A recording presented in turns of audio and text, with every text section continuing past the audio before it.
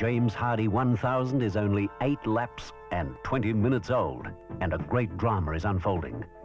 This car and its super skilled driver are the champion long-distance race winners of Australia, Peter Brock and the Marlboro Holden Dealer Team Commodore 05.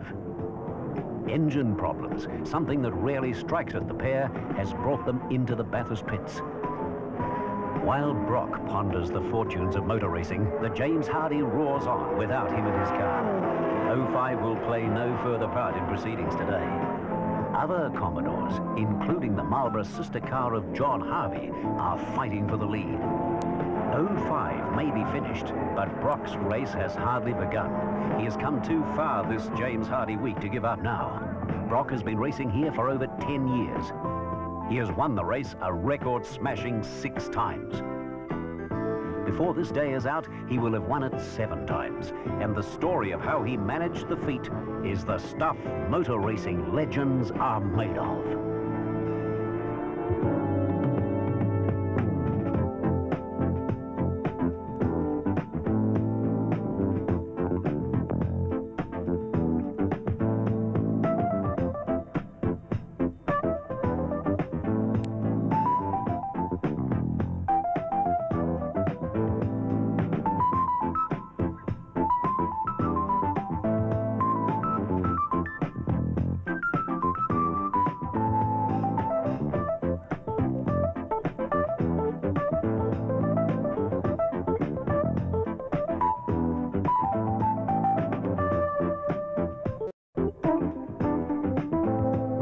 So 05 ends its race, pushed away. Word quickly spreads that Brock is sidelined, and the information is vital to the driver of the second Marlboro car, John Harvey. The veteran holds the key to the team's need for rapidly changing race strategy. Harvey may be going to give up his car to Brock, but not just yet. The tactics are so crucial that the team must maintain the rhythm of its planned fuel, tyre and driver change stops as closely as possible. Yes, at lap 20. So the Marlboro team firms up its new race plans. Brock can't take over 25 until the race is nearly an hour old. He watches the new leader, Alan Grice, rush past, knowing that the James Hardie 1000 brooks no favour with any team or driver. Anyone can be cut down. And as the laps unfold and the pressure begins to mount, it transpires, as expected, that 05 is merely the first of many cars to fall by the wayside. 25 is holding down an easy third, and it's vital that the car not be subjected to strain. There's still a possibility that the troubles that outed 05 could strike again.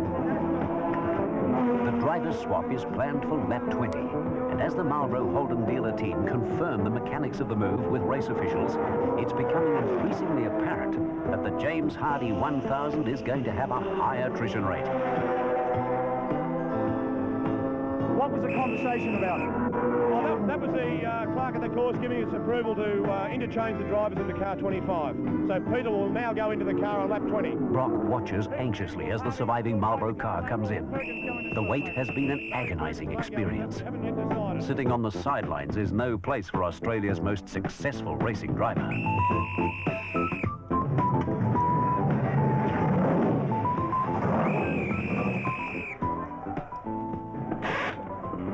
In he goes. Brock is anxious to get back out on the track as soon as possible. Time is now a precious commodity. Too much has been lost. As 25 rejoins the race, Harvey knows he has done his job well. He has maintained the car near the head of the field, and it is running perfectly. The stage is now set for a great drive by Brock. John, you look as though you're holding Grice fairly comfortably. Does that mean that you think Brocky will be able to get up there without too much trouble? Well, I think so, yeah. We've put some slightly softer quarter-pound tyres on, and I think he can make up the gap. He's obviously faster than I am. In fact, he's the fastest man here, so he's obviously the best man to put in the car. Just how well was your car going? I was quite happy with it. It was going quite nice. Well, I understand the problem that happened to Brocky's car is just one of those crazy things. You're not worried that it might happen to your car at all? No, I don't think so. I mean, we'll cross that bridge when we come to it. At the moment, I'm quite confident the car is just going fine. While 25 is just fine, the blows are now falling in other directions. The rebuilt Johnson & Bartlett Ford has never really recovered from an horrendous time trials accident. As Brock powers on, Bartlett and his crew can only ponder the imponderable. Motor racing has always been an unpredictable and heart-rending business.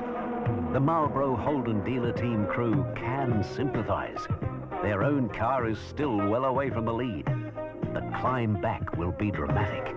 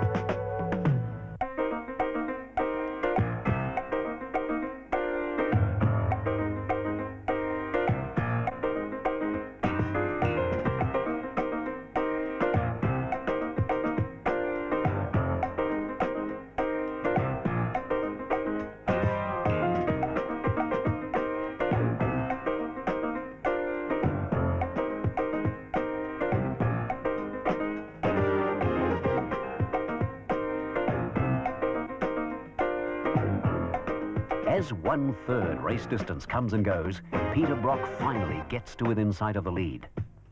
There's some way to go yet, but he knows that the leaders must now be aware of his rise through the field. It's a tense cat-and-mouse pressure situation. How's it feel, Colin, to be about to hop in the car that's leading the race? The car looks like it's running well, and at this stage of the game, it's just getting out there, I think, not making any mistakes, and just bringing the car back so Alan can finish the job off. Two things. Brock is slowly gaining. Is he a worry? And what about Moffat? Moffat's a bit of a worry because he may do it in less stop sets, and that's always a problem. Brock's gaining at this stage of the game. I wouldn't think that's a problem because we're sort of cruising in 22. Alan Grice brings his Commodore in. He will not lead the race again. Alan Moffat goes past to take over #1 position, but Brock is gaining relentlessly. Grant, what's the situation now? Well, Brock's just gone into second place because Grice has lost a lot of time in the pits. Bond goes out. It hasn't been a good stop. They've lost time, and the first of a series of nagging problems is striking at the car. But Grice is philosophical about it all. Alan? Oh, well, we're still looking pretty good. Colin's come down now in his times, and he's doing the same sort of times as Brock. Brock's got a bit of a gap on us because we ran out of petrol. Whereabouts was that? It was at the last run down the straight. So that made it a bit hard for us, but we lost time at the pit stop, and then we all lost a little bit of road on the time on the road. But the situation's pretty static now.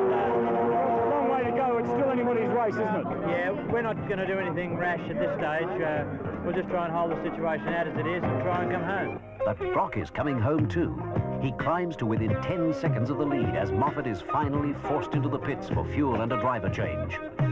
It's been a stunning fight back by the Marlboro Holden Dealer Team.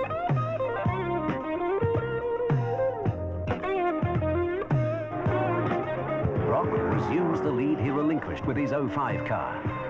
There seems every chance he will now hold it as troubles continue to strike at his rivals.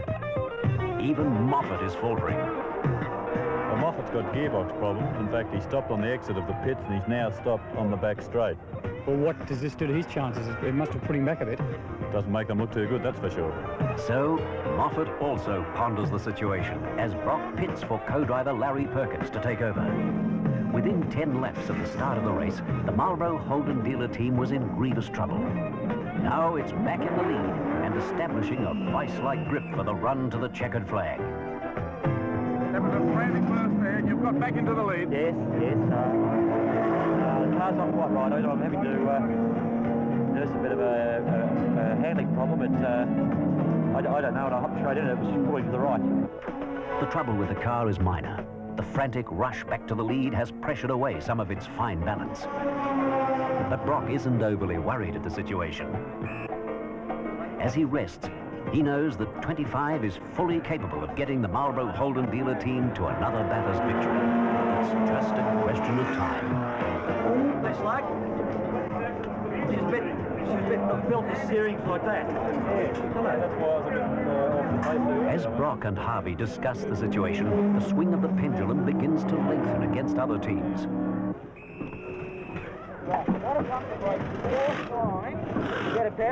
The talented Grice and Bond combination is now stumbling. They will get the car home in third, but it will be a tiring struggle.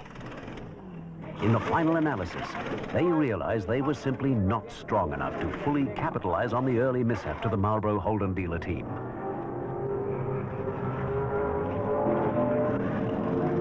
As Grice resumes the race, the pit boards tell the story. He has slipped to fourth, while car 25 is more than 2 minutes clear of second.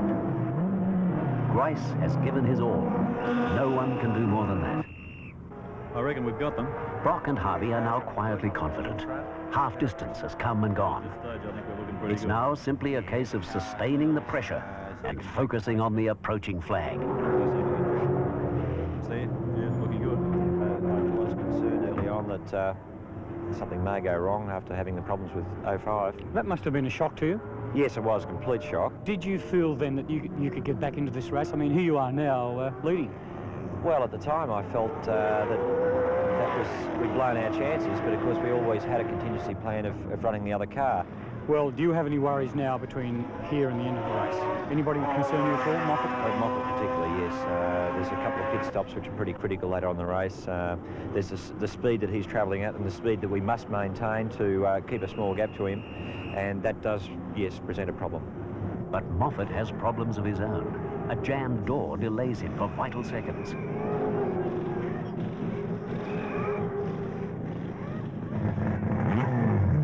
As an indication of the fickleness of the situation, he averts disaster by a fraction of a second as he resumes the race. That was close. Had they hit, the first and second place cars could well have been forced from the race. The danger of the heart-stopping moment is momentarily forgotten as Perkins hands back to Brock.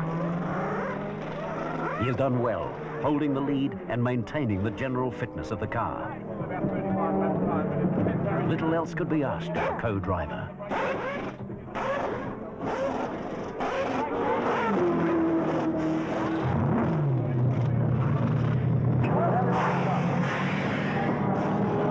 Perkins is relieved that he managed to avoid a collision with Moffat.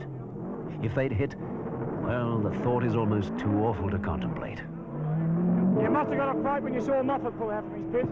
Well, I thought, out in front of me, it's my road. So I thought, well, someone's got to be stopping him, and I didn't want us both to stop. Larry, there couldn't have been more than a foot in it. Yeah, I know that. I saw him. How's the car going? No problem. Okay, can you give us an idea what's going to happen from this point on? Well, the car keeps going, which it should. More stop? Huh? How many more stops? One more stop. Down.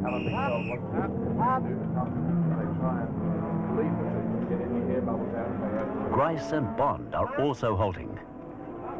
Their car continues to falter, but their third is safe, even if they are now well behind the leading Marlboro Commodore.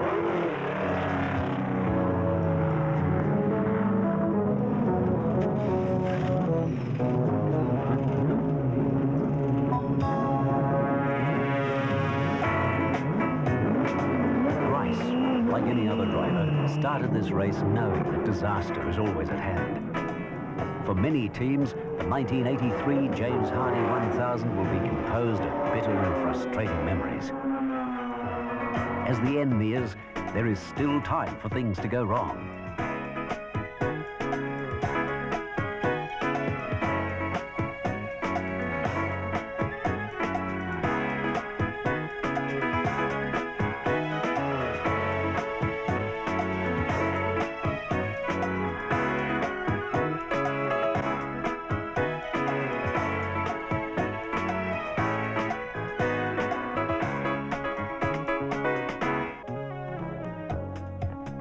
Brock is to make one more stop.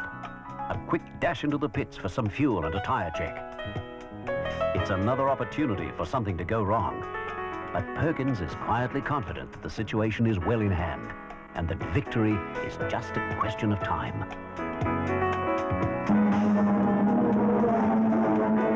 Larry, what's the plan from now on? Well, Peter will be coming in, and it's his choice whether he hops out or not. If he feels a bit tired or whatever, he'll hop out and I'll take over and just go through to the finish. Right, so as far as you know, the car is going well, no problems at all? No, there's no problems at all. We can see that because we have a line of communication and there's no troubles at all with the car. Only Moffat is in a position to threaten should something go wrong with 25. But he's nearly 3 minutes behind, and it's apparent that any disaster would have to be of enormous proportions for Moffat to swoop on the lead. The moments before the last stop are tense ones for the Marlboro Holden Dealer Team. The mechanics and drivers have been in this position many times before. Each agonizing second seems to take an hour to pass.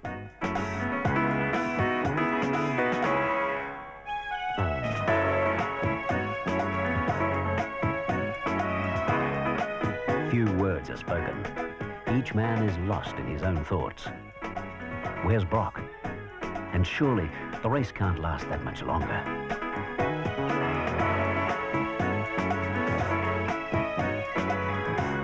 Finally, Brock heads for the pits. Here he comes. A classic drive. A drive that has taken the Marlboro Holden Dealer Team from near disaster to potential victory is entering its final moments.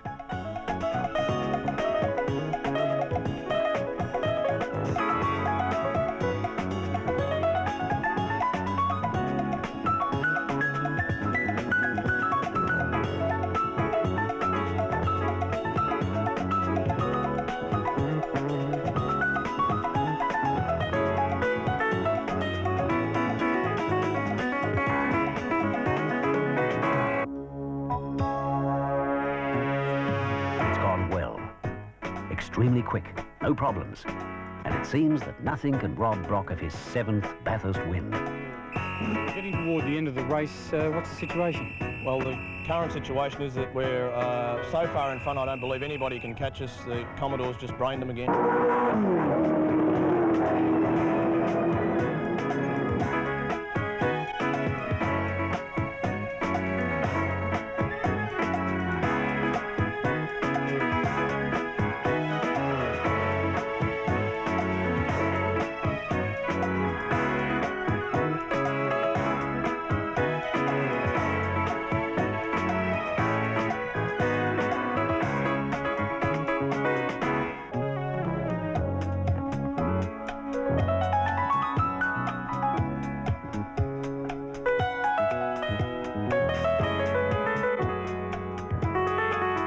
This race has been a mixture of things for Peter Brock and the Marlboro Holden Dealer Team. Misfortune, a little luck, and some hard work. It's a race win they won't forget. In the final analysis, they again proved the simple point that has been applied to so many major sporting events. The weak have fallen by the wayside. The strong will always survive. Hey, what, 2 laps to go? Yeah. You must be feeling a little bit happy now. Well, for sure we're happy at this stage, but there's 2 laps, and if it conks out the bottom of the hill, it still won't get up the top for the last lap. Well, let's imagine those 2 laps go according to plan. You'll be feeling pretty good. True. Of all the Marlboro Holden Dealer Team members, no one is happier than John Harvey.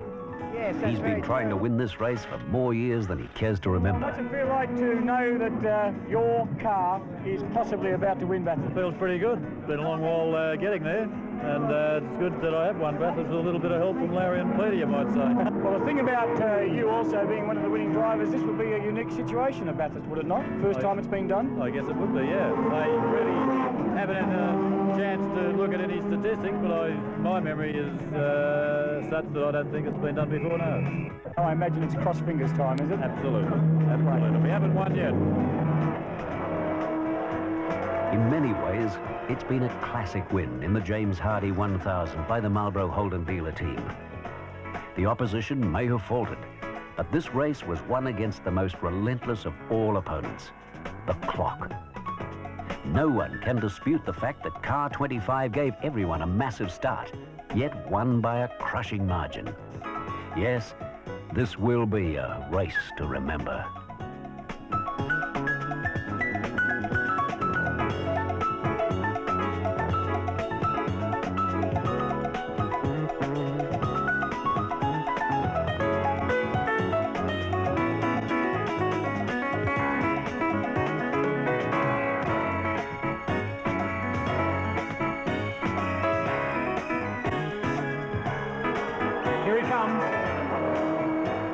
Brock gets his 7th Bathurst win. Yet again, the James Hardie 1000 has been a brutal test for man and machine.